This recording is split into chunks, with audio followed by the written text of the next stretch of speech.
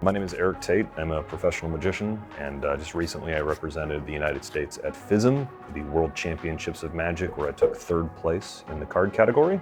I'm the fourth American to ever stand on the podium for card magic, and I'm the first American to win an award for card magic at the World Championships in 20 years. Yeah, I'm a professional magician. This is what I do. I confidently lie to strangers for money. I got tricked into it, which is normally a facetious answer, but in my case, it's actually true. I was a juggler in middle school and high school, and I was doing a lot of events, and I ended up at a place called the Comedy Barn in Pigeon Forge.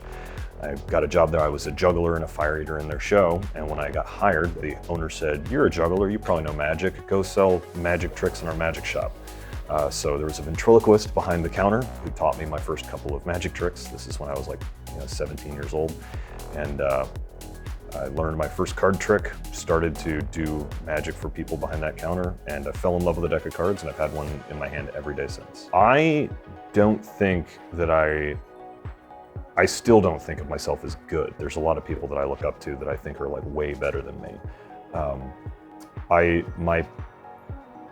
My girlfriend actually noticed that my peers noticed me. I was and still am a stand-up comedian, and she had a conversation with me about 5 years ago where she said, "Hey, as a comedian, you're good, but I don't think you understand that as a magician, you're something special. People travel to our house to sit down and deal cards with you, which is not something that happens with your other friends. Maybe you should focus on magic." And that was about 6 years ago now, that I started to sort of realize that my peers were coming to me to see me do things and to ask me questions.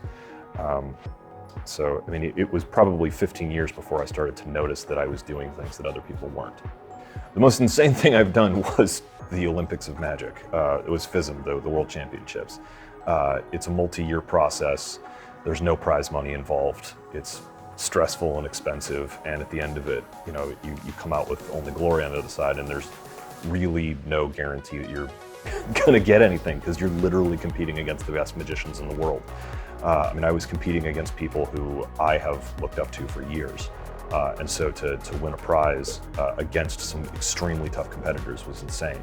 Something I would recommend for people who are looking to get started in magic is to come to the P3 Magic Theater, come to one of our Magic Club meetings. You'll meet some great magicians and learn some great tricks. But go to the website penguinmagic.com. We're the world's biggest online magic retailer.